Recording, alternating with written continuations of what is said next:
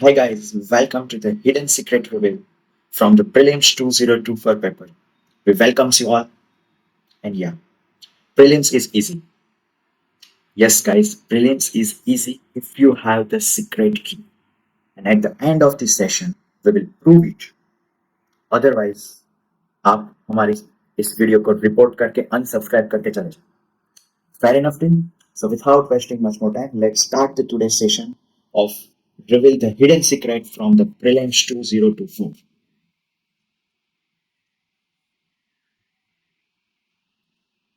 Okay. First things. Why MCQ in the prelims exam? We are not wasting much more of your time, but let one by one. First, understand the philosophy behind this prelims exam, and then we will reveal the hidden secret. Why MCQ based the prelims exam? Because this is the recruitment exam of the IAS, IPS, and IFS. Yes, and IAS, IPS, IFS must have the decision power. But not only the decision power, it is the quick decision power. But guys, this is not also enough. Quick decision power under pressure. Yes, that's why this preliminary exam is designed in such a way that it is not only the decision power, but the quick decision power under pressure.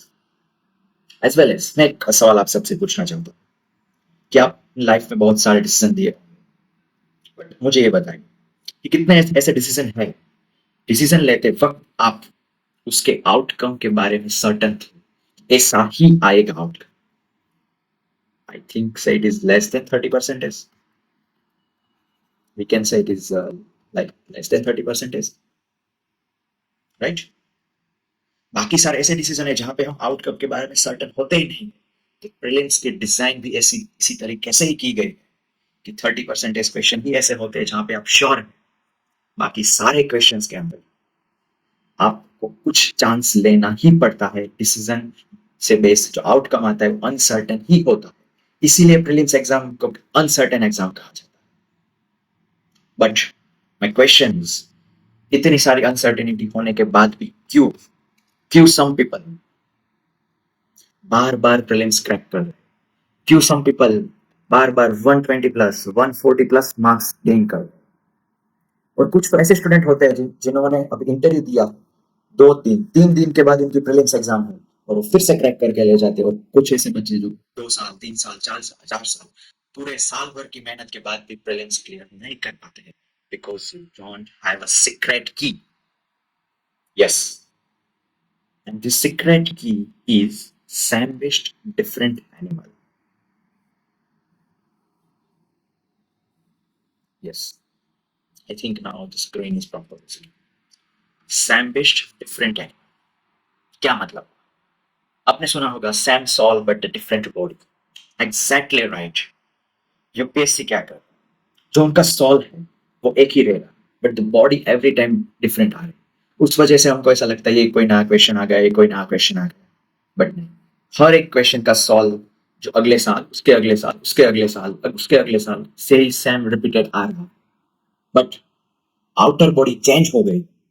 और एक चीज भी मैं आपको बताऊंगा कि ये जो आगे मैं कुछ चीजें बताऊंगा उनमें से कुछ चीजें आपने कई सारे हमारे यूट्यूबर्स से सुनी होंगी, बट रियल एग्जाम में आप इसको इम्प्लीमेंट नहीं कर. इसीलिए ब्लेम आफ्टर ऑल आता है कि ये सब कुछ वर्क नहीं करता.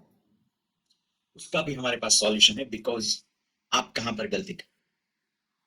यस, एंड जो मैं बताने चाह रहा हूँ कि वो सीक्रेट की सैंडविच डिफरेंट एनिमल क्या है, वो है एक टाइप का एमसीक्यू एप्टीट्यूड. यस, ये नाम आपने बहुत सारी जगह पे सुना होगा. MCQ aptitude, MCQ technique, elimination technique, guess work technique, common sense thinking. But हर एक चैनल को आप जाके चेक कर लीजिए, आपको वहां पे कुछ ना कुछ मिसिंग मिलेगा. आपके पास दो ऑप्शन, या तो आप हर एक चैनल पे जाए और वहां से पढ़े, या तो हम आपके लिए सारी चीजें सिर्फ एक ही प्लेस पर लाके. Plus additionally our on research भी इसके अंदर शामिल. जस्ट एक बार आप इस पूरे 2024 के पेपर को हमारे साथ सॉल्व कीजिए. उसके बाद आप बिलीव करना या ना करना वो आपका डिसीजन है.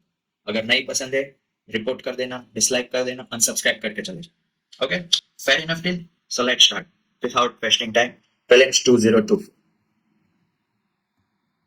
एक और बात मैं आपको एडिशनली बताना चाहूँ लास्ट में, इस सेशन के लास्ट में। वेरी फर्स्ट क्वेश्चन आप देख सकते हैं जिसको आप एक नॉलेज के साथ सॉल्व कर सकते हैं। मैं आपको एक यहाँ पे एक रूल दिखा, rule name is the BF rule. B for book. किसी भी क्वेश्चन को पहले बुक से सॉल्व करने की ट्राई कीजिए। आपने जो भी बुक में पढ़ा है, स्टैंडर्ड मटेरियल्स हो, एनसीईआरटीज हो, रेफरेंस बुकीज हो, या आप किसी भी कोचिंग इंस्टीट्यूट की बुक से, उस बुक से अगर आपका क्वेश्चन सॉल्व हो रहा है कीजिए।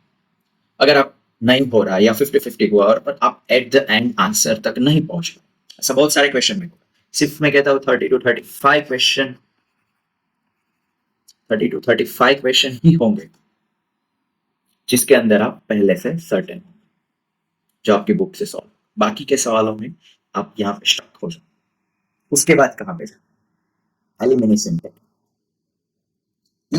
कुछ लोग मुझे नहीं करते, लेकिन मैं आज प्रूव करके देता हूँ कि यूपीएससी एलिमिनेशन टेक्निक एलिमिनेट नहीं हुई। प्रूव कर देता हूँ 2018 से 2024 एक एक एक टेक्निक हर बार रिपीट हुई। UPSC follows the same based different animal. Let verify. But अगर कुछ फिर भी ऐसी चीजें आएंगी जो आपको कोई नहीं बता रहा है कि एलिमिनेशन टेक्निक भी ऐसे कुछ 10-12 क्वेश्चंस होंगे जहां पे आपको रिजल्ट तक नहीं पहुंचा पाएगा, उस हिसाब से आपका बुक भी काम नहीं किया, एलिमिनेशन टेक्निक भी काम नहीं की। उसके बाद आती है आपकी फैक्ट शीट, जिसको हमने प्रिपेयर की है। आपको हम बताएंगे हमने कितने सारे डेटा और कितने सारे रिसर्च करने के बाद इस फैक्ट शीट बनाई। उसके पीछे की भी कुछ साइकोलॉजी है जो एग्जामिनर माइंडसेट होता है। उस साइकोलॉजी और एविडेंस बेस्ड प्रूफ दोनों को मिला के बनती है फैक्ट शीट। आज के सेशन में हम इस तीनों का यूज करेंगे ताकि आपको पता चल जाए कि बुक क्या है, एलिमिनेशन टेक्निक क्या है और फैक्ट शीट क्या है। बट हमारा जो पर्पस है वो आपको ये सिखाना है कि बुक का नॉलेज तो आपके पास है, उसमें हम टाइम वेस्ट करना नहीं चाहिए। बिकॉज वहां से तो आप 30 to 35 क्वेश्चन राइट करके 60 to 70 मार्क्स ले आओ। बट नाउ 60-70 कट ऑफ नहीं, कट ऑफ है आपका 90-100, उसके बीच में कहां पर कहीं। तो 60 to 90 कैसे जाना है, 70 to 100 कैसे जाना है, हर बार हर बच्चा 1 मार्क 2 मार्क मैक्सिमम 10 मार्क्स से ही कट ऑफ से रह जाता है। उससे अगर ज्यादा रह जाता है तो उसको फिर यहाँ पे गलती होगी कि 30 to 35 क्वेश्चन में कुछ कर दिया। अगर कोई एक जेन्युइन स्टूडेंट है, प्रिपरेशन तो पूरी अच्छी तरीके से कर रहा है, राइट वे से कर रहा है, वो कट ऑफ से सिर्फ 0 to 10 marks, 1 to 10 marks he, even 0.5 to 10 के बीच में ही रह जाता। बस इसी गैप को फिल करने का ये पूरा एफर्ट्स है। Okay, so let's start the session. जो फर्स्ट क्वेश्चन है, it is a very from the knowledge thing, या उसके अंदर भी एक हैक है, लेकिन उसको हम एंड ऑफ दिस पेपर के, जब end of this paper end हो जाएगा तब आपको बताएंगे। डायरेक्टली हम थर्ड क्वेश्चन पे।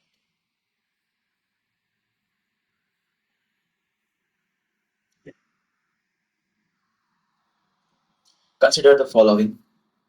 4 नेम दिए गए। How many above are the product of the volcanic eruption? Okay,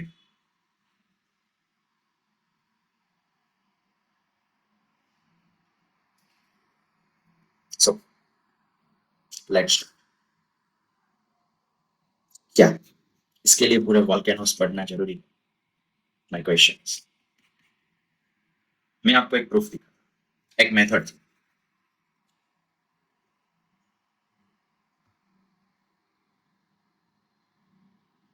now it is in proper आपकी स्क्रीन में आ रहा होगा।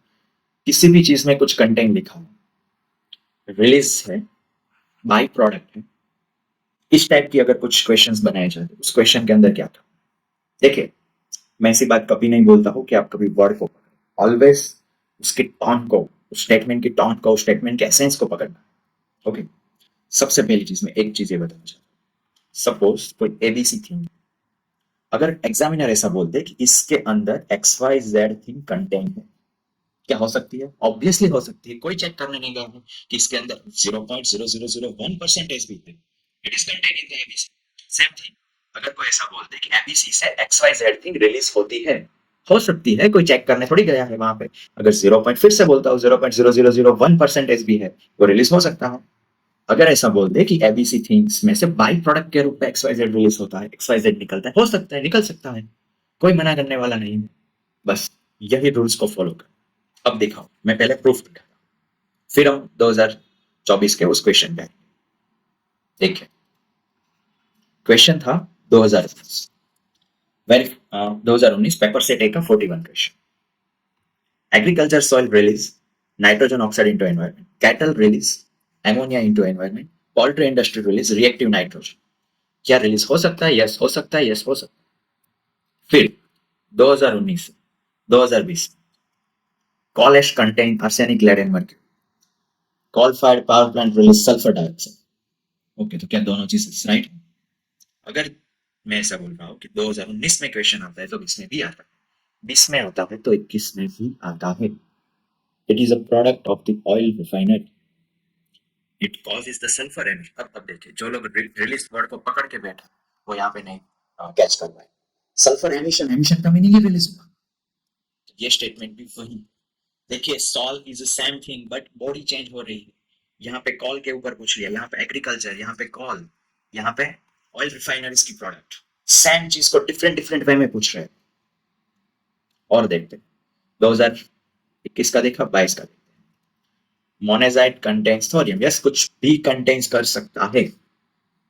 नेक्स्ट 2022 से 2023, gold mining activity is a source of mercury pollution. Source of mercury pollution मतलब क्या कि वहां से मर्क्यूरी रिलीज होता होगा। Cause of mercury pollution, gold mining activity से, कॉल बेस से, क्या वही चीज रिपीट नहीं हो रही? Same salt different animal, same same salt different body, same based different animal, हर एक थिंग उसी चीज से देखें। अब हमारा जो ओरिजिनल क्वेश्चन, वॉल्केनिक एरप्शन से इनमें से क्या क्या चीजें प्रोडक्ट रिलीज हो रही, क्या अल्फा नहीं हो रही? अब बताओ, क्या एलिमिनेशन टेक्निक एलिमिनेट होगी? एक क्वेश्चन देखिए ना, एक next question. Correct or inference from the isothermal maps in the month of January. Okay. Isothermal derivatives to the north over the ocean and the south over the continent. The presence of the cold ocean Gulf Stream, North Atlantic Drift, North Atlantic Ocean bend towards the north. एक things आपने पढ़ी होगी कि data always wrong, उसी तरीके से direction भी wrong होती है। मैं एक एग्जांपल देता हूँ। 2022 गुच्ची मशरूम के ऊपर एक क्वेश्चन है कि हिमालयन के नॉर्थ ईस्टर्न स्लॉप पे वहां पर भी डायरेक्शन रॉन्ग थी। फिर से और भी ईयर में क्वेश्चन आया, जो दो वेरी फेमस क्वेश्चन थे, लिवेंट के ऊपर आया था। वहां पर भी ऐसा था कि दो स्टेटमेंट में डायरेक्शन दी हुई थी। अक्सर एक चीज को रिमेंबर करें, अगर डेटा दिया है एक स्टेटमेंट में दिया है तो वो रॉन्ग, अगर डबल स्टेटमेंट में दिया होगा तो वहां से वन राइट होगा, वन रॉन्ग। अगर डेटा के बारे में भी ऐसा है, डायरेक्शन के बारे में भी ऐसा है। अगर डायरेक्शन एक बार दी हुई है वो रॉन्ग, जैसा 2022 के गुच्ची मशरूम वाले, दो बार दी हुई उनमें से एक राइट होगा, एक रॉन्ग, रिलेवेंट वाले क्वेश्चन। यहां से हम इतना प्रेडिक्ट कर सकते हैं, दो डायरेक्शन वाले चीजें, दो same type of question segment, उनमें से एक राइट होगा, एक रॉन्ग। नाउ यू हैव, यहाँ पे देखिए आपके दो ऑप्शंस ऐसे ही चले जा रहे हैं, एक कंपल्सरीली राइट होगा, एक कंपल्सरीली रॉन्ग होगा। नाउ यहाँ पे कुछ रोल नॉलेज का आता है, यानी कि आपकी बुक का।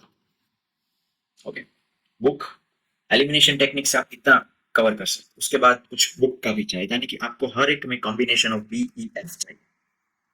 एलिमिनेशन से आप 50-50 में पहुंचे, बुक से आपको अगर पता है तो बुक, वरना मैं आपके दिमाग का एक यूज करना चाहता हूँ, सिर्फ ऑब्जर्व करना। मैं एक बात बताना चाहता हूँ कि ये वाली चीज क्या, सिर्फ इस पूरे पेपर के बाद आप ही बताएंगे कि ये क्या है। मैं जैसे आपको जिस तरीके का इशारा कर रहा हूँ उस इशारे को समझ, आप यहाँ तक पहुंच गए, अब आंसर तक कैसे? आप मान लेते हैं आपको बुक का याद नहीं, एलिमिनेशन टेक्निक भी आपकी बात, तब क्या, तो इस क्वेश्चन को छोड़ता हूँ, जिसको आता होगा वो तो करके आएगा, क्या करे, देखा। दो एक जैसे स्टेटमेंट है, यानी कि इनमें से एक राइट हो सकता है, एक रॉन्ग। अभी के लिए मैं आपको इसका आंसर बता देता हूँ, लेकिन आप बार बार में इसका ऑब्जर्वेशन आपको करना। जो ऊपर वाला स्टेटमेंट है वो राइट, आंसर आता है, देखते हैं। ओके, सिर्फ मैंने कहा था कि मैं आपको एक क्लू दे देता हूँ जिसको ऑब्जर्व करना। दो स्टेटमेंट एक जैसे थे, ऊपर वाला राइट। आई नो कि मैं यहाँ को हाफ होल्ड पे छोड़ के जा रहा हूँ, लेकिन आपको आप खुद ही इसका आंसर दे दो, मुझे पता है, लेकिन हम सेशन को एक बार कम। दो एक जैसे स्टेटमेंट थे, ऊपर वाला राइट निकला। Okay, observe that. Okay, now हम न्यू क्वेश्चन पे आ जाते हैं। सिर्फ उसका ऑब्जर्वेशन एक पार्ट ऑफ द माइंड में रखना, आगे जाके हम उसको वेरीफाई करें। Okay, which one of the following countries as well as following country story screen आपको नहीं दिख रही होगी, fifth question, yeah, which of the following countries are well known as the two largest cocoa producer in the world? Either तो आपको ये सारा Lucent जी के आना चाहिए, वरना फिर से सेम सॉल्ट डिफरेंट है। एक एलिमिनेशन टेक्निक बोल दे या एप्टीट्यूड टेक्निक बोल दे, टेक्निक आती है बुकिश वर्ड। क्या है पहले टेक्निक को समझाता हूँ, फिर प्रूफ देता हूँ, फिर इसको साथ में मिलकर समझ। बुकिश वर्ड की टेक्निक या कंसेप्ट या साइकोलॉजी की। एग्जामिनर ऑलवेज क्या करता है कि कोई स्टैंडर्ड रेफरेंस बुक है, कोई अच्छे राइटर्स ने लिखी है, वहां से क्वेश्चन बनाता है। क्वेश्चन बनाते समय आपको एक चीज मिलेगी कि जब एक स्टैंडर्ड लेवल की बुक है रेफरेंस, तो उसका इंग्लिश भी समटाइम्स ऐसा थोड़ा हाई लेवल का हो। आपको स्टेटमेंट के अंदर कुछ ऐसे वर्ड मिले जो नॉर्मली किसी पर्सन को रिकॉल करना या रिमेंबर करना टफ, तो आपको यहाँ वहां पर वो चीज समझनी है कि उस क्वेश्चन को एग्जामिनर ने बुक में से कॉपी पेस्ट किया हो, और एट द सेम टाइम आपको कुछ ऐसी चीजें मिलेगी जिससे आपको पता चल जाएगा कि एग्जामिनर ने बुक में से लिया था, लेकिन अपने दिमाग से उसने कुछ वर्ड ऐड की ताकि वो स्टेटमेंट इनकरेक्ट। दो टाइप के वर्ड, एक बुक के वर्ड होते हैं, एक अपने दिमाग के वर्ड, जो हम डे टू डे लैंग्वेज में यूज करते हैं। अगर डे टू डे लैंग्वेज वाला वर्ड आता है, वो साफ मीनिंग देता है कि ये स्टेटमेंट को कुछ ना कुछ मॉडिफिकेशन किया गया है, और कुछ ऐसी प्लेस का नाम आ जाए जो इजीली रिकॉलेबल नहीं है, इजीली कोई पर्सन का नाम याद रखना मुश्किल है, वो बुक में से कॉपी पेस्ट किया होगा। पहले प्रूफ देखते हैं 2018 से 2023 तक के, और उसके बाद इसका सॉल्यूशन देखिए।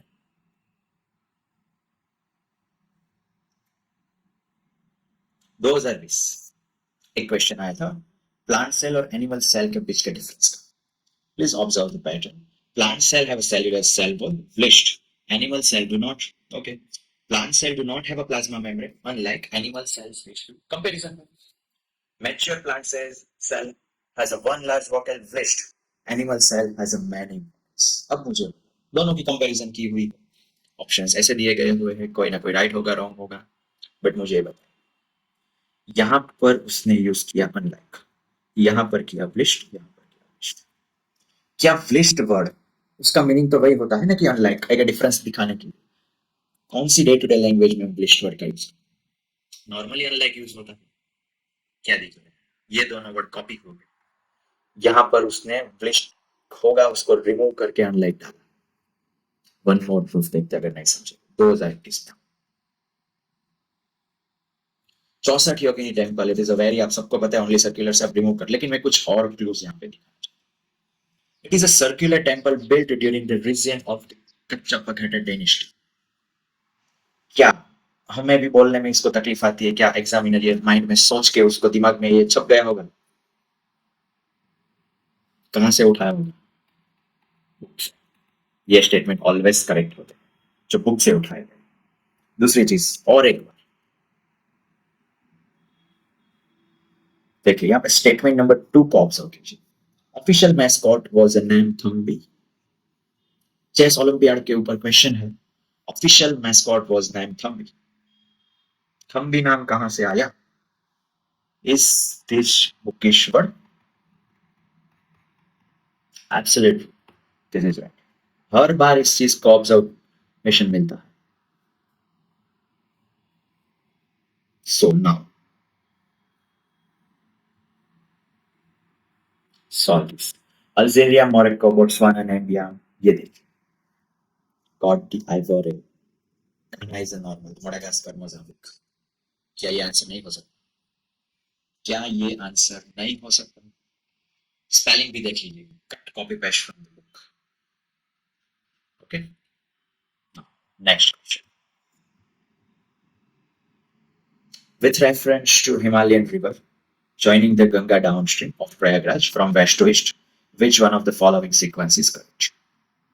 देखिए ये इसमें कोई एलिमिनेशन टेक्निक तो मेजोरिटी अप्लाई नहीं हो रही, बट अगर आपको कुछ बेसिक चीजें पता है तो मैं इसको थोड़ा सा नॉलेज और एलिमिनेशन का मिक्स मैच से सॉल्व करने की ट्राई करवाता हूँ. सभी को एक नाम पता होता है कोसी, जो सौर ऑफ बिहार कहा जाता है, तो वेरी कॉमन थिंग, तो आपका सी और डी नहीं.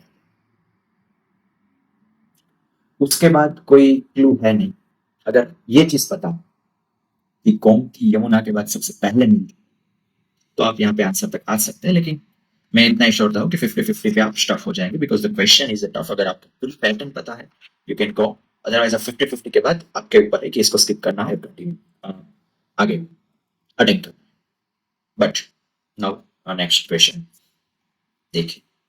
रेनफॉल इज, अभी स्टेटमेंट का सबसे पहले मैं इसको नॉर्मली सॉल्व करवाता हूँ. ये फर्स्ट टाइम ऐसा देखा गया. Statement 1, statement 2, statement 3. पहले तो एक चीज मैं यहां से समझाना चाहता हूँ. 2022 का पेपर था, 8 क्वेश्चन ऐसे आए थे. पेड के अंदर कितने इनमें से पेड करेक्ट है? ओनली 1, ओनली 2, ऑल 3 ना. और 2023 में उसका पूरा बारिश आ गई. फिर से 2024 में एक दो न्यू पैटर्न आइडेंटिफाई कर, हम दोनों के आपको टेक्निक सिखाएंगे. उस दोनों और यूपीएससी इसके आगे भी जाता है, अगर इसमें कुछ मॉडिफिकेशन करता हो तो भी क्या कर सकते. वैसे ये स्टेटमेंट वाले भी क्वेश्चन भी लास्ट 2 ईयर से ही देखने को मिलते, पहले बीच में नहीं दिखे थे, बहुत पहले 2011-10 में दिखे थे. अब पहले तो मैं एक चीज आपको बताना चाहता हूँ, एक एडवाइस, कि आप जहां पर भी टेस्ट सीरीज दे रहे हो प्लीज मेक श्योर कि उसके अंदर इस न्यू टाइप के क्वेश्चन हो, बिकॉज एक क्वेश्चन 2024 में आया है, it is a high chance कि 2025 में इसी पैटर्न पे आए. और मैं एक बात और एक बताना चाहता हूँ, अभी तक जो 2 स्टेटमेंट वाली जो पैटर्न थी, 3 वाला नहीं, उसी का सेम वर्जन भी यही है. तो it is a high chance कि अभी जितने भी 2 स्टेटमेंट वाले उसको हटाकर यूपीएससी 3 स्टेटमेंट वाला दे देगा. सॉल्व करने की टेक्निक सेम है, और एक्चुअली आप देखने जाओ तो ये वही का वही क्वेश्चन है जो 2 स्टेटमेंट वाला था. कैसे हो मैं आपको समझाता हूँ, बट मेक श्योर करना कि आप जहां से भी टेस्ट सीरीज दे इस टाइप के क्वेश्चन हो, because it is a high chance कि 2025 में इसके ऊपर ज्यादा 10 क्वेश्चन तो आएंगे. सेम जो 3 कॉलम वाले क्वेश्चन हम आगे हम देखेंगे, उसमें भी आप अपने टेस्ट सीरीज में देखना कि उस टाइप के क्वेश्चन हो, उसी की प्रैक्टिस करनी जरूरी है. अभी वो किसी पीटी पुरानी टेस्ट सीरीज मत देते हैं. ओके, सो नाउ पहले इस क्वेश्चन को देखते हैं, पहले नॉर्मली सॉल्व करने की ट्राई करते हैं, उसके बाद में इसका technique. Rainfall is one of the reason, one of the reason, बहुत सारे रीजन में से क्या एक रीजन हो सकता है, ऑब्वियसली हो सकता है. और इस टाइप का टर्न हर साल रिपीट हुआ है. तो इसकी डिटेल हम आगे वाले सेशनों में दिखाते रहेंगे, हर एक बारे में प्रूफ, हर एक क्वेश्चन का कि वन ऑफ द कौन कौन से ईयर में है. लेकिन अगर आपने पीवीक्यूज करे होंगे यू डैम श्योर कि वन ऑफ द हर बार, तो वन ऑफ द रीजन हो सकता है. यस, रेन वाटर कंटेन्स, देखिए वो मैंने आगे बढ़ा, contains everything can be contain, rain water contain, yes contain, all 3 are correct. और ये दोनों कंटेन है, इसी की वजह से वेदरिंग हो रहा है. यस, बेसिक नॉलेज है, ऑल आर. ये तो हुआ एक लॉन्ग प्रोसेस, बिकॉज मुझे आपको ये तीनों टेक्निक्स के बारे में बताना था कंटेंट का. लेकिन इस टाइप के क्वेश्चन को कैसे सॉल्व किया जाता है वो मैं दिखा था. अगर टेक्निक वाला भी ना हो बुक इशू, पहले इस स्टेटमेंट को कभी पढ़ना. मैं आपको एक कंपैरिजन दिखा. जब आपका वो 2 स्टेटमेंट वाला क्वेश्चन आता था, उसमें क्या होता है, उसके जो ऑप्शंस है, ऑप्शंस किस टाइप के थे, मैं एक बार लिखता हूँ. यहां पर क्या लिखा होता था, एक करेक्ट है, सॉरी, एक राइट है, एक रॉन्ग है, सेकेंड रॉन्ग है, यहाँ पे फर्स्ट रॉन्ग है, सेकेंड राइट है, यहाँ पर फर्स्ट राइट है, सेकेंड राइट है, बट एक्सप्लेनेशन नहीं है. यहाँ पे एक्सप्लेनेशन. क्या यही पैटर्न थी? हम क्या करते हैं, अगर इनमें से मुझे एक स्टेटमेंट रॉन्ग मिल जाए तो इधर ई या सी और डी आंसर आ जाता हूँ, और 1 और 2 का एक्सप्लेनेशन. अगर दोनों राइट है, एक्सप्लेनेशन नहीं, तो ये एक्सप्लेनेशन है. तो अब इस क्वेश्चन में क्या करना है, पहले पहले स्टेटमेंट को कॉपी पढ़ना. इसका रीजन भी बाद में बता दो क्यों, बट आपको सिर्फ सेकंड और थर्ड देखना। अगर आपको मिलता है कि second statement is incorrect, directly आपको सी ऑप्शन टिक करना। अगर आपको ऐसा पता चलता है कि ये वाला इनकरेक्ट है, इसका पता नहीं लेकिन ये इनकरेक्ट, डी वाला ऑप्शन, सी वाला, सॉरी माय बैड, सी वाला। अब अगर लगता है कि दोनों इनकरेक्ट, सिर्फ इस दोनों को ही देखना है, तो आंसर आएगा नहीं। इतना क्लियर हुआ? अगर दो में से कोई एक रॉन्ग है, आंसर विल बी सी, जो यहाँ पे हम करते थे, इन दोनों का मिक्सचर। लेकिन कोई भी एक हो, सी आएगा। अगर इन दोनों में से दोनों रॉन्ग है, तो आंसर विल बी डी। हो गया क्लियर? आपको पहले स्टेटमेंट को कभी भी पढ़ना नहीं है, पहले डायरेक्टली स्टेटमेंट 2 और 3 को पढ़ना है। अगर उन दोनों में से कोई एक रॉन्ग है, आंसर विल बी सी, दोनों रॉन्ग है, answer will be D. No, अब मानते हैं कि दोनों राइट। उसी केस में आपको सिर्फ जस्टिफिकेशन के लिए देखना, स्टेटमेंट 1 ट्रू है या फॉल्स है, ऐसा कभी नहीं वेरीफाई करना। जस्टिफाई के लिए देखना है क्या इन दोनों में से कोई एक का रीजन ये है। अगर है तो आंसर विल बी डी। अगर दोनों का रीजन है तो आंसर,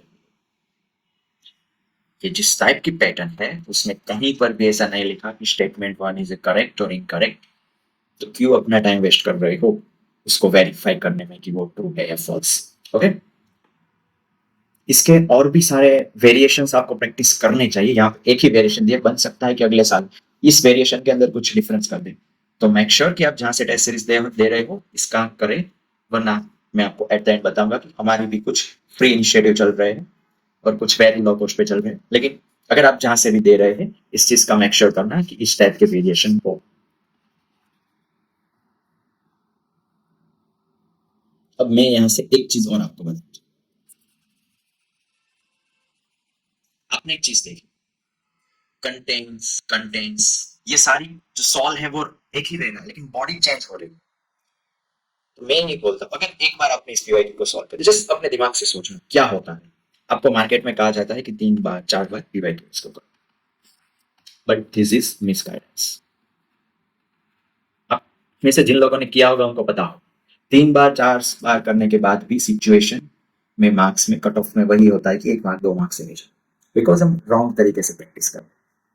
पीवाईक्यूएस आपको लर्न करना है, प्रैक्टिस करने के लिए आपको चाहिए रिफाइंड पीवाईक्यू। ये क्या है? नहीं, रिफाइंड पीवाईक्यू यानी कि यूपीएससी क्या कर रही है, एक बार उसने कॉल के ऊपर पूछा कंटेंट, एक बार पूछा कि गोल्ड माइनिंग कंटेंट्स, अब पूछा रेन वाटर कंटेंट्स। तो वो हर बार जो कंसेप्ट को सेम ही रख रहा है कंटेंट्स वाला, लेकिन चार्टर बॉडी को चेंज करता है। आप भी देखें, अगर मैं आपको एक सिंपल रीजन कहता हूं कि आप कोई मान लेते हैं कोई पजल सॉल्व कर रहे हैं, ओके, पजल जब आप एक बार सॉल्व करते हो तो उसके क्लूज आपको एक बार में पता चल जाए। फिर आप मुझे बताओ कि अगर आपको पजल में मास्टरी करनी, तो आपको वही पजल को बार बार करना होगा या आपको उस टाइप के डिफरेंट पजल करने। जस्ट अपने आप को पूछिए, अगर आपको पजल में एक क्लू पता है, एक बार पता चल गया, उस बार उसके बाद उसी पजल को बार बार सॉल्व करना है उस टाइप की, ऑब्वियसली उस टाइप की।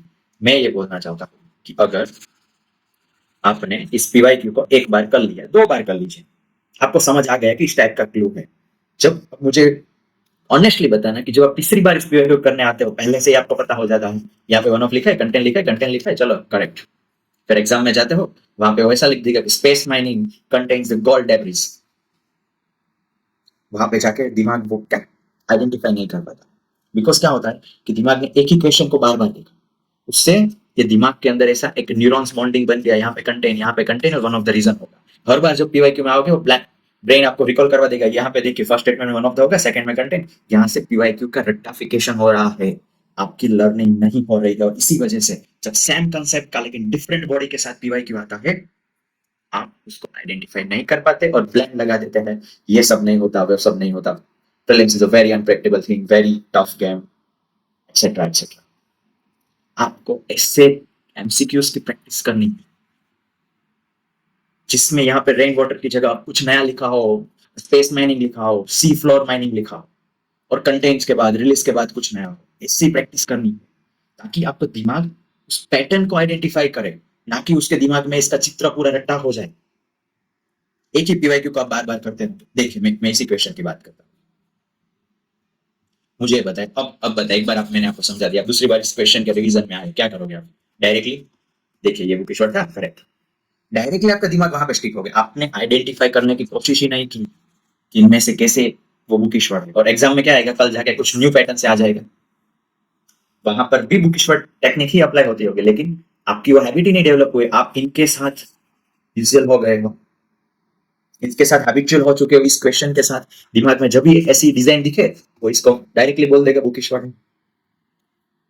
इसीलिए practice the refined PYQ.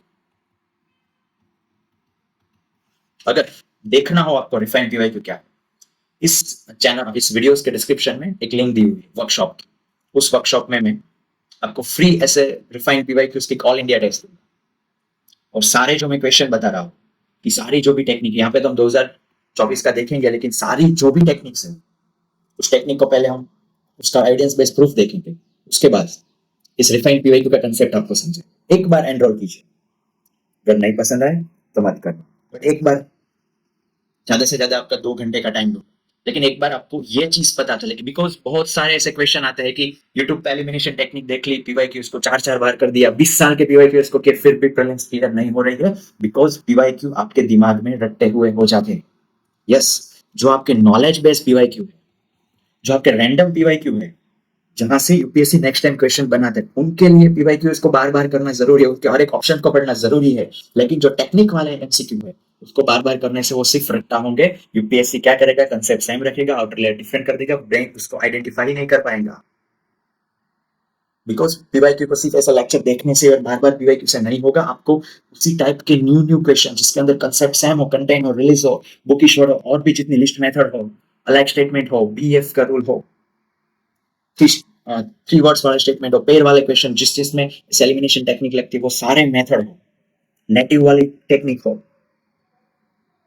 Three triplet वाली टेक्निक हो, रूल नंबर 20, रूल नंबर 25, जो भी चल रहा है अपने मार्केट में पढ़ा हो, उस टाइप के प्रैक्टिस करने जरूरी है। और अब आप उस टाइम पे पहुंच चुके हो, आपको जो पढ़ना था वो पढ़ लिया, 30 मार्क का हो गया काम, साइड से 70 आ जाएंगे। अब आपका डिसीजन है कि यहाँ पर ही फिर से उसी बॉर्डर पे स्टक होना है या मेंस में जाना है। एक बार तो आप ट्राई कर सकते हो, कितनी सारी आपने चीजें ट्राई की, एक बार तो आप ट्राई कर सकते हो। ओके, तो अब आगे बढ़ते हैं। इस लेक्चर के बाद एक बार उस सेशन पे जाके एक बार एनरोल कर देना, वहां पे मिलते हैं। क्वेश्चन नंबर 8, नॉर्थ सी बॉर्डर। ओके, अगर आपको आता है, it is a very good, आपके बुक से सॉल्व हो रहा है, it is a very very good.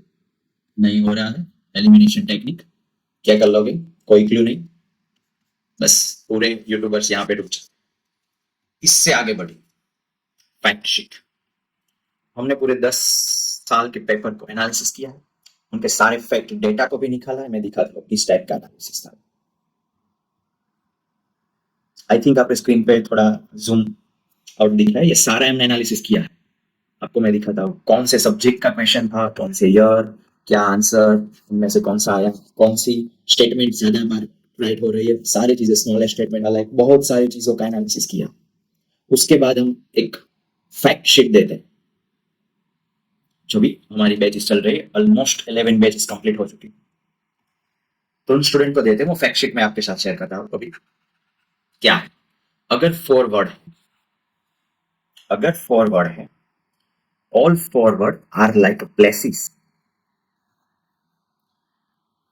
उसके अंदर या कोई पर्सन के नेम से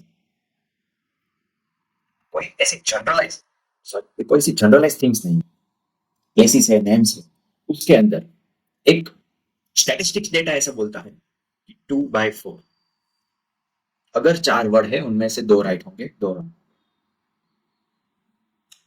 तो अगर आपका बुक का नॉलेज काम कर रहा है, आंसर लगाइए, नहीं हो रहा, एलिमिनेशन ऑब्वियसली नहीं लगेगा। आइए फैक्ट शीट पे, फैक्ट शीट एविडेंस बेस्ड है और एक्यूरेसी भी 80% एंड 90% है। अब आपके ऊपर है, या तो आप इस सवाल को स्किप कर दीजिए, लेकिन जिन जिन मेरे भाई बहनों को इस सवाल को अटेम्प्ट करना है, go with our fact sheet, answer will B only 2। Okay, और ये भी मैंने जो बोला वो कोई 10-12 हजार रुपए की चीज नहीं है, जो भी मैंने कहा था, आप जाके देख लीजिए, आपको भी पता चल जाएगा कि ये कोई जो जो भी कोचिंग माफियाज है उनसे डिफरेंट थी। Answer will be only 2 because of the 2 by 4. Now, this question. क्या आंसर आएगा? नई पैटर्न आ गई, क्या करेंगे? थोड़ा सा अंदर लेते हैं क्या? वाटरफॉल है, रीजियन है, रिवर। अभी तक क्या था कि इतना ही आता था। इतना ही था। तो क्या आपको सिखाया जा रहा है कि answer must be from between, कभी भी एक्सट्रीम आंसर नहीं होंगे, बीच में से आंसर, मतलब आपको ये 3 है बट नॉर्मली 4 हो, कोई भी हो, मतलब आपको ऐसा पता है कि आंसर 2 और 3 आता है, या जो भी मतलब बीच वाला आंसर आता है, extreme values is never be answer. यहाँ पर शायद केस पलटेगा। उसका लॉजिक क्या था कि मिड वाला आंसर रखो, बिकॉज वहां पे एग्जामिनर की एक साइकोलॉजी होती है कि जब वो 3 पेड़ निकाल रहा है और 3 कॉलम निकाल रहा है, वो क्या करेगा? देखिए, अगर इसने 3 पेड़ बनाई, वो एक ट्राई तो ये करेगा कि एक बार इस कॉलम में से कोई एक रॉन्ग हो, एक रॉन्ग हो, एक बार इस कॉलम में से कोई एक, और एक ऐसा बनाएगा जो करेक्ट है। क्या एक स्टैंडर्ड क्वेश्चन यही होता है कि आपने अगर 2 कॉलम एक्स्ट्रा बनाए हैं तो उसका कुछ तो पर्पज होगा, एटलीस्ट उसमें से एक रॉन्ग है, इस कॉलम में से एटलीस्ट एक wrong। और 3 अगर पेड़ है तो सीधा रीजन है, एक को तो राइट बनेगा। तो बताइए आंसर क्या आएगा?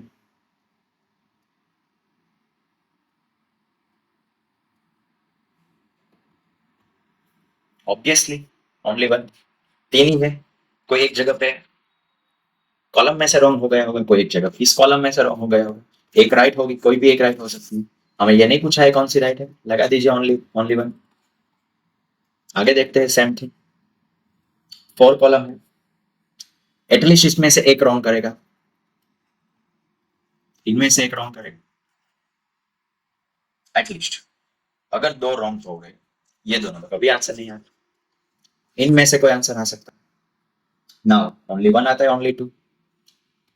आपका बुक किस नॉलेज है तो वेल एंड गुड, आप डायरेक्टली आंसर पे पहुंचते हैं। अगर नहीं है, मान लेते हैं नहीं है किसी बच्चे के पास, एलिमिनेशन से आप 50-50 पे पहुंच गए, कि आपको ये पता चल गया कि एक राइट, एक मतलब हर एक कॉलम में से एक तो मिनिमम रॉन्ग होगा ही होगा।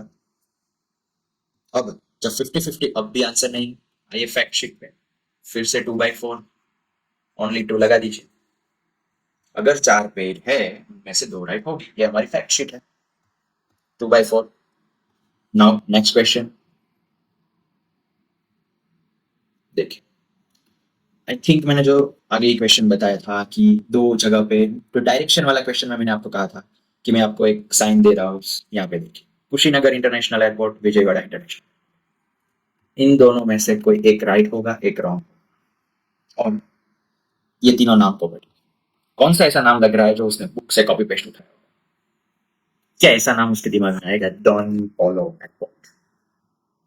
बस एलिमिनेशन भी से भी ये पता चल रहा है कि वन तो बाय डिफॉल्ट ट्रू होगा, बिकॉज 2 and 3 में से कोई एक ही राइट हो सकता है, दोनों में।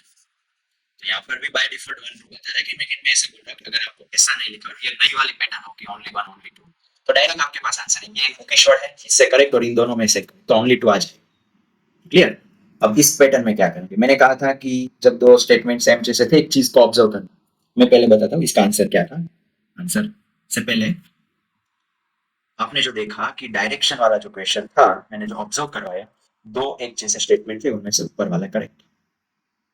क्या वही ऑब्जर्वेशन यहाँ पे लग रहा है? 1 and 2 is the correct, obviously. और भी अभी भी कंक्लूड नहीं करना है, 2 ही बार देखा ना, आगे देखते हैं। इस क्वेश्चन कंप्लीटली बुक से सॉल्व होगा, वेरी बेसिक।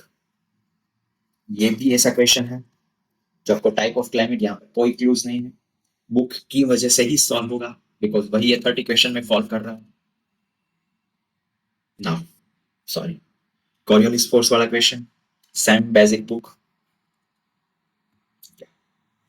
ये भी बेसिक बुक्स है, लेकिन इसके अंदर यूपीएससी ने फिर भी क्लू दिए हैं, ट्रॉपिक ऑफ ट्रॉपिक ऑफ, इन दोनों में से कोई एक ही राइट होगा, एक wrong. One right, one wrong. क्या लिखा है? Which of the following latitude experience sunlight more than 12 hours in summer? June 21, यानी कि अपर पार्ट में समर होगा। ऑब्वियसली एक तो आर्टिक सर्कल आएगा, आर्टिक सर्कल के साथ ऑब्वियसली यही आता है, कैंसर। यहाँ पर 2 and 4 इज द आंसर, लेकिन ऑब्जर्वेशन कीजिए 2 सेम थे, ऊपर वाला आया, 2 सेम थे, ऊपर वाला आया। कंक्लूड मत करना। अब मैं और एक चीज बता, यूपीएससी क्या करता है, अगर आपके 45 क्वेश्चन ऐसे होते हैं ऑन एन एवरेज, में थोड़ा 43 to 45, बिकॉज हर एक स्टूडेंट की अपनी कैपेसिटी डिफरेंट है। ऐसे क्वेश्चंस ऐसे होते हैं कि जिनमें ऐसे कोई एप्टीट्यूड या फैक्चुअल शीट वाली अप्लाई, लेकिन यूपीएससी हर बार क्या करता है, उनमें से 3 क्वेश्चन, 4 क्वेश्चन, कभी कभार 5 क्वेश्चन ऐसे होता है कि जहां पर very common thing, very common sense होती है, जो भी टेक्निक्स होती है, उसको फेल करवा दे, ताकि स्टूडेंट डर जाए और इस चीज को ना। आपको मैं एक क्वेश्चन बता दूं, एक चीज बता, आपके पास अगर 100 सोना हो, उनमें से अगर एक गिर जाए, तो आप वो गिरी हुई बचाने में आपकी बाकी की 99 को गवा दोगे, या उस 99 बची है वहां से आप आगे बढ़ोगे। सेम थिंग यूपीएससी कर रहा हूँ, कि आपका वो प्रेजेंस ऑफ माइंड देखना है कि इतने सारे क्वेश्चन में से 3-4 क्वेश्चन को रॉन्ग करवाए, उससे क्या होगा, अगले साल के बच्चे डरेंगे इसको अप्लाई कर। एक साइड पे आपको यहाँ से 5 क्वेश्चन निकाल दो, फिर भी मेरे 40 नेट करेक्ट देखो तो 38 to 40 नेट करेक्ट मिल रहे हैं। तो ये 4-5 गलत करने में हमारा तो कोई सिलेक्शन रुक नहीं रहा है। अगर इस क्वेश्चन को मैंने गलत कर दिया तो यूपीएससी फेल तो नहीं दिखेगी, जस्ट मेरे मार्क्स कटेंगे, लेकिन सामने इतने क्वेश्चन है जहां से आप उसको कवर कर सकते। बिकॉज मैं इसलिए बता रहा हूँ, अगर इस क्वेश्चन को आता है, टेस्ट सीरीज में आपने पढ़ा होगा पिटलैंड के बारे में, तो वेरी गुड। नहीं पढ़ा है तो अक्सर क्या लिखेगा, अमेजोन बेसिस कॉमन है, कॉन्गो बेसिस कॉमन है, किकोरी एंड रिडेला प्लाटा, ये दोनों ऐसे नाम है जहां पर भी आंसर आ सकता है, और मेजोरिटी स्टूडेंट यहाँ पे ये दिखते हैं, बिकॉज एक बुकिश वर्ड दिख रहा है। लेकिन यहाँ पर यूपीएससी अपने टेक्निक को फेल करवा रहा है, तो इसका मतलब ये नहीं है। ट्रस्ट मी, पूरा पेपर हमारे साथ देखिए, नेट करेक्ट हम आपको कितने दिलवाते हैं। हमारे पास एक पूरा वेरीफाइड प्रूफ भी है, 2018 से 2024 तक जितने भी इवन ईयर, उसमें नेट करेक्ट 38 रहा, 38 रहा। और जितने भी इवन ईयर लाइक कि 2023 है, 21 है, 19 है, 19, 21, 23, उन तीनों के अंदर 43 to 45 नेट का, यानी कि पैटर्न इस तरीके की बनी है। 2018, 19, 20, 21, 22, 23, 24,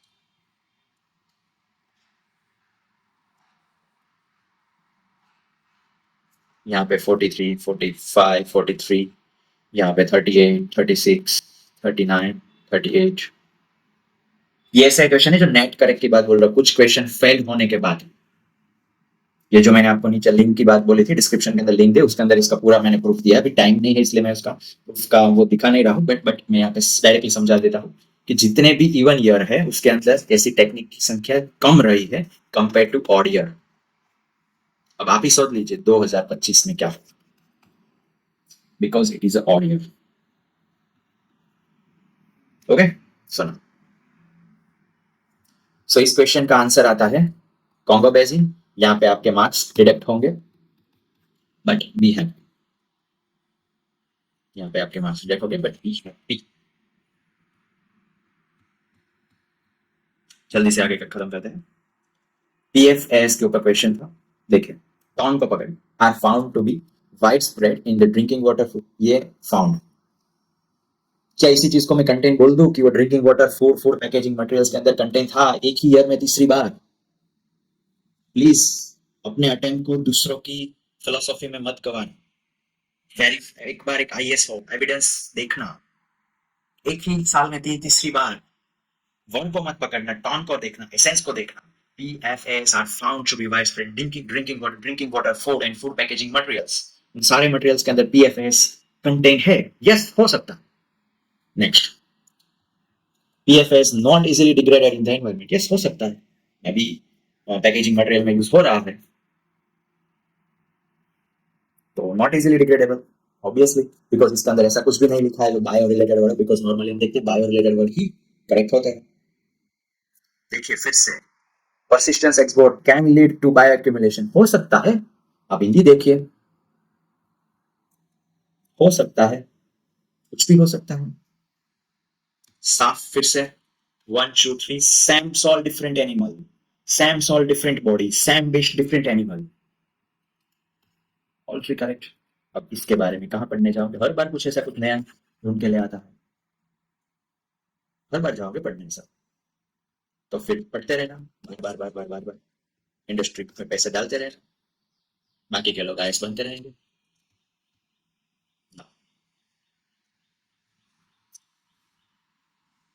कितने question, parasitoid species are found in how many of the above kind of organism? अगर आपको आता है, आपके पास इतना सारा नॉलेज है, अगर बायोलॉजी से हो, गुड, नहीं है एलिमिनेशन, अब इसमें एलिमिनेशन क्या कर लोगे, यहाँ पे कुछ ऐसा मिल नहीं रहा है, आ जाओ फैक्ट शीट पे।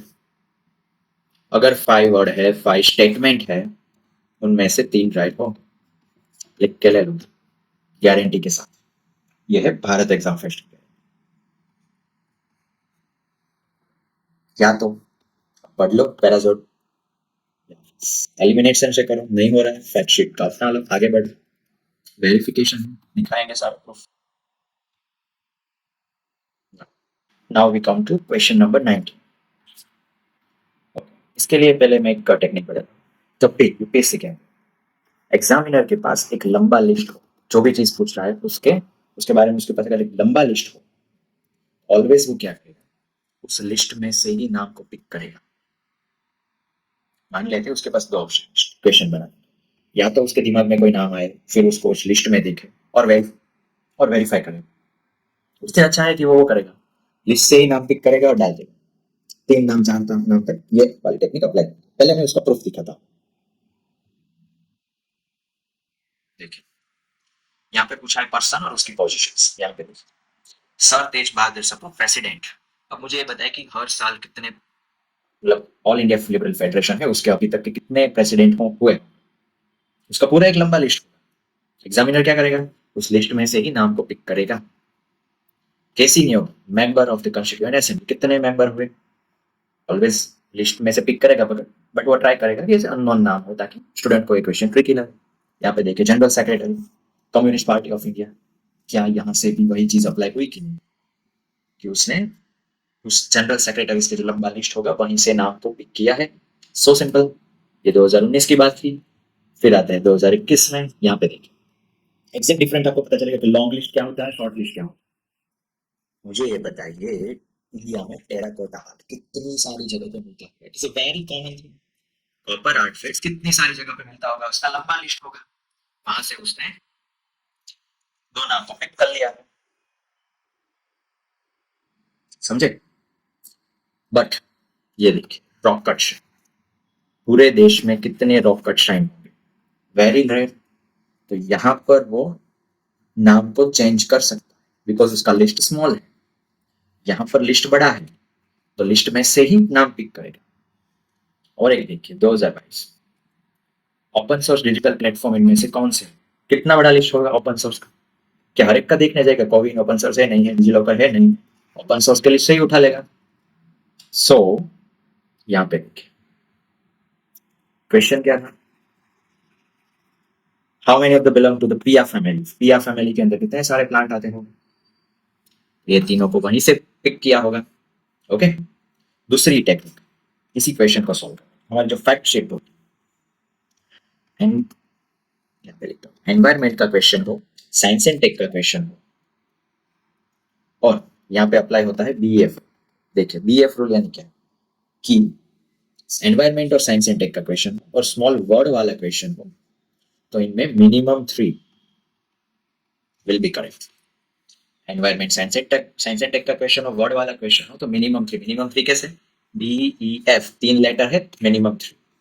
यस, यहाँ पर कितने हैं देखिए 3, ऑल 3 विल बी करेक्ट। ये रूल्स आपको बार बार आएगा, BF वर्ड, BF के 3 वर्ड है तो minimum 3 will be correct. Okay, now question number 20।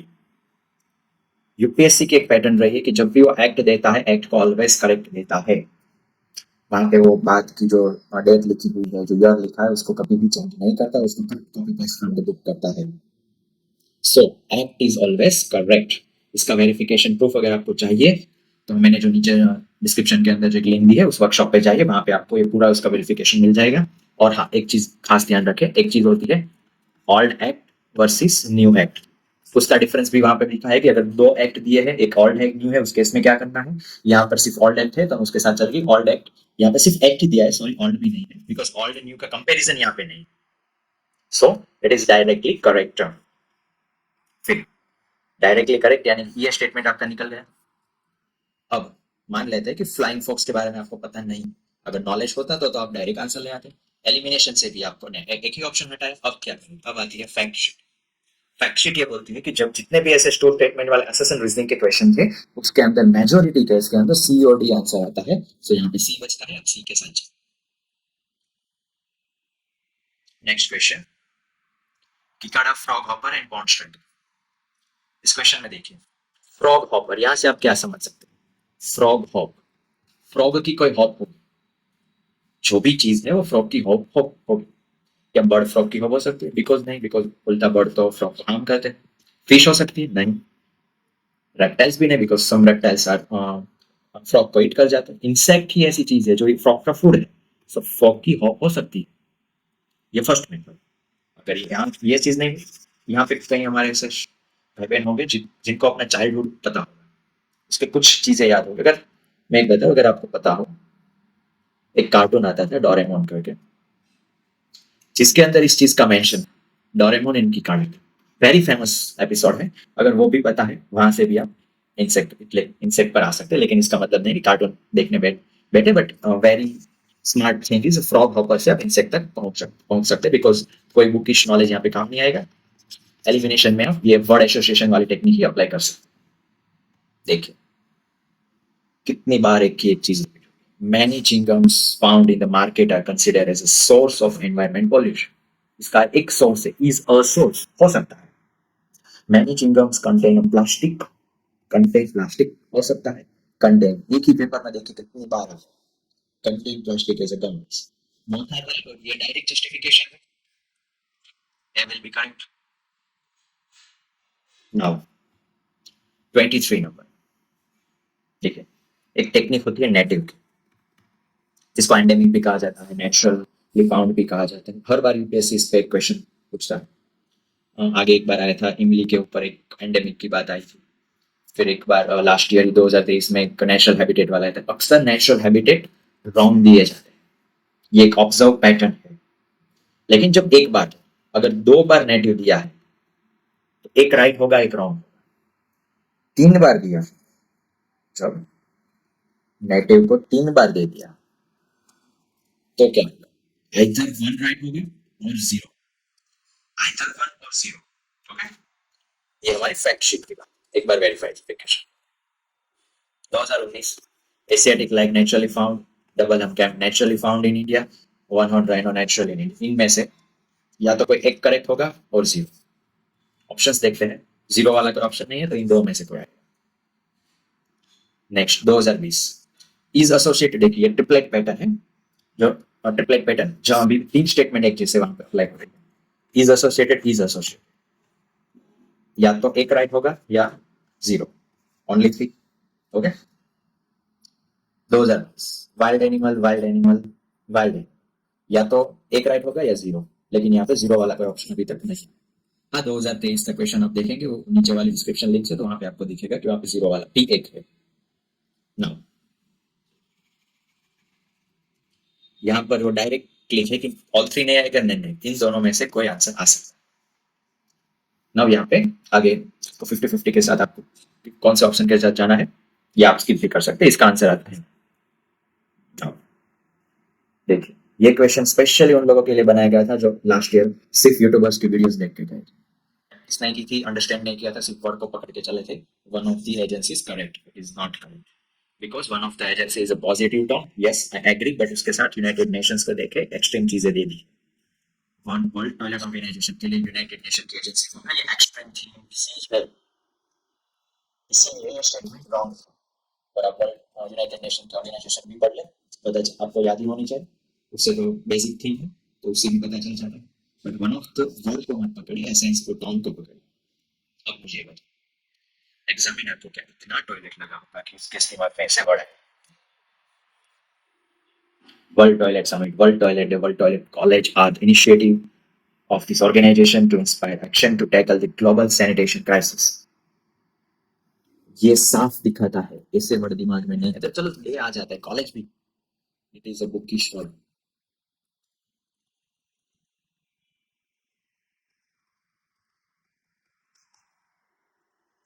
Okay,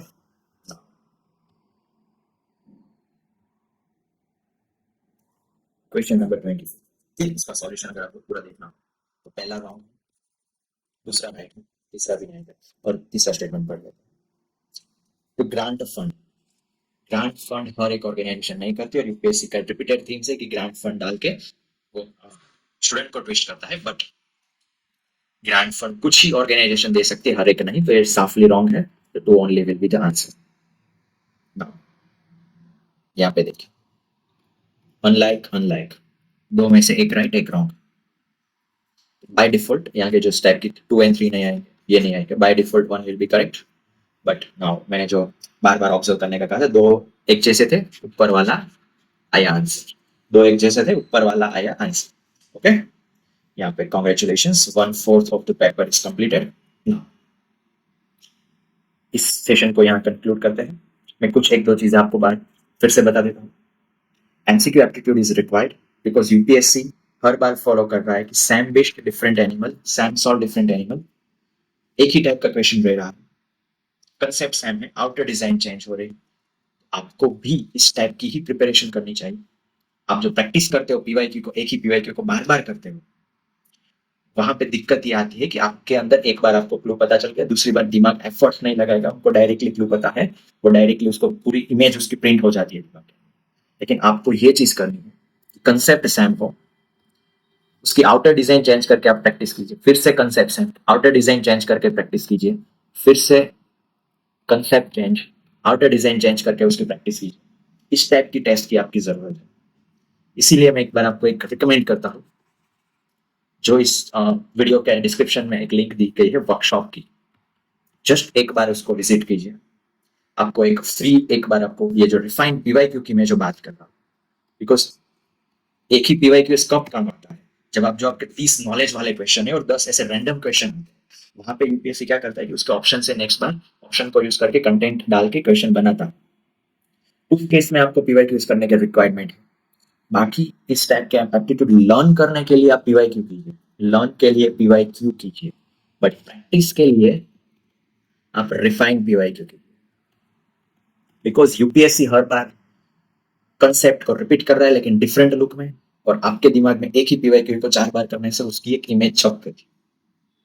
सो उसी वजह से जब रियल एग्जाम में आपका दिमाग उस पैटर्न को आइडेंटिफाई नहीं कर पाते, बिकॉज उसके अंदर एक दूसरी एक क्वेश्चन, एक ही क्वेश्चन की बार बार की इमेज छपी हुई.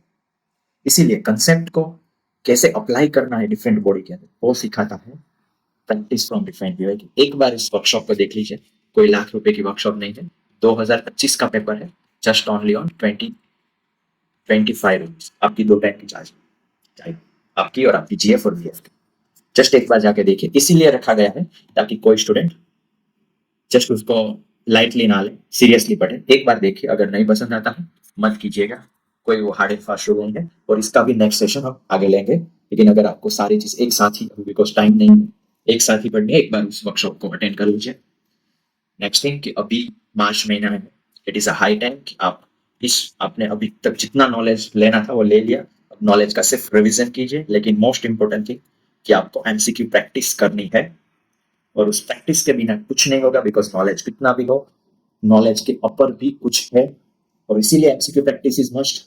एक बार उसको भी कैसे करना है, रिफाइन पीवाईक्यू को एक ही बार बार, बिकॉज बहुत ऐसे स्टूडेंट हो जिन्होंने 4 बार 5 बार पीवाईक्यू किया फिर भी नहीं क्रैक हो. एक बार रिफाइन पीवाईक्यू का टेस्ट कीजिए, इसका टेस्ट लीजिए, मजा आएगा. And thank you one and all for watching this session.